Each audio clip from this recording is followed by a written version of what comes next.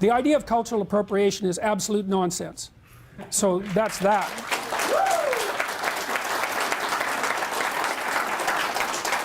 There's no difference between cultural appropriation and learning from one another. They're the same thing. Now that doesn't mean that doesn't mean that there's no theft between people. There is. You know, and it doesn't mean that just because you encounter someone else's ideas, you have an immediate right to those ideas as if they were your own. But the idea that manifesting in your own behavior some element of another culture, the idea that that's somehow immoral is insane. It's actually one of the bases of peace. You know, one of the things that the various groups of human beings that exist have to offer each other is the tremendous value of their culture. You know, it's been really interesting to me, for example, to watch the response of everyone, but for this argument, for young Caucasian males to hip-hop. You know, there's an aggressiveness about hip-hop that's really attractive to young Caucasian males, and there's something absurd about the spectacle of the young Caucasian males taking on the persona of inner-city black gang members. You know, but I'm sympathetic to it because there's an aggressiveness to that art form that's a necessary corrective to the insistence that the highest moral virtue for a modern man is harmlessness, which is absurd. Women don't even like harmless men. They hate them. They like to claw them apart. You know, what women want are dangerous men who are civilized. And they want to help civilize them. Right? That's Beauty and the Beast. So, you know, I'll tell you a funny story, and only engineers could have come up with this, because they're the only ones that have the unparalleled blindness to social convention that would allow them to discover it.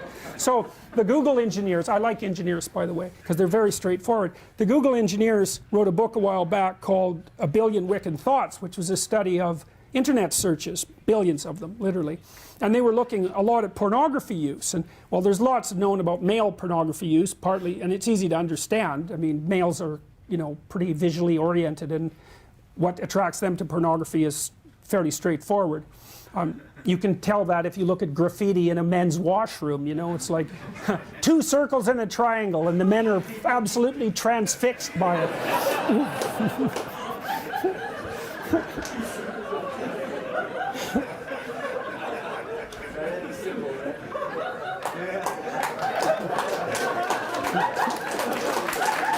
So, for women, the story is more complex. They use pornography too, but it tends to be literary, because women tend to like words more than they like visual stimuli. And so the Google guys tried to track down the archetypal structure of, well, they didn't use those words, of female pornography use. And so some of you know, how many of you know what a Harlequin romance is?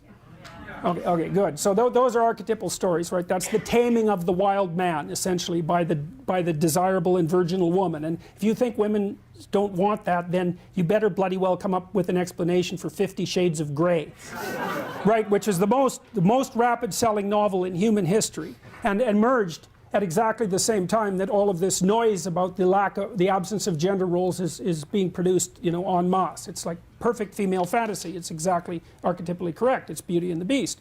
So what the Google guys showed was the structure of Beauty and the Beast, although they didn't use that as a referent, that the female pornographic fantasy was wild guy, you know, somewhat careless about the wants and desires of others, attractive to everyone, therefore high status, tamed by the magic of a single woman and brought into a relationship with her. Okay, so, but here's the comical part. This just made me laugh, man. It was like, what were the 5 categories of most desirable male entity used most broadly in female pornography? Oh, it's so embarrassing. Women, you have to cover your head while I say this.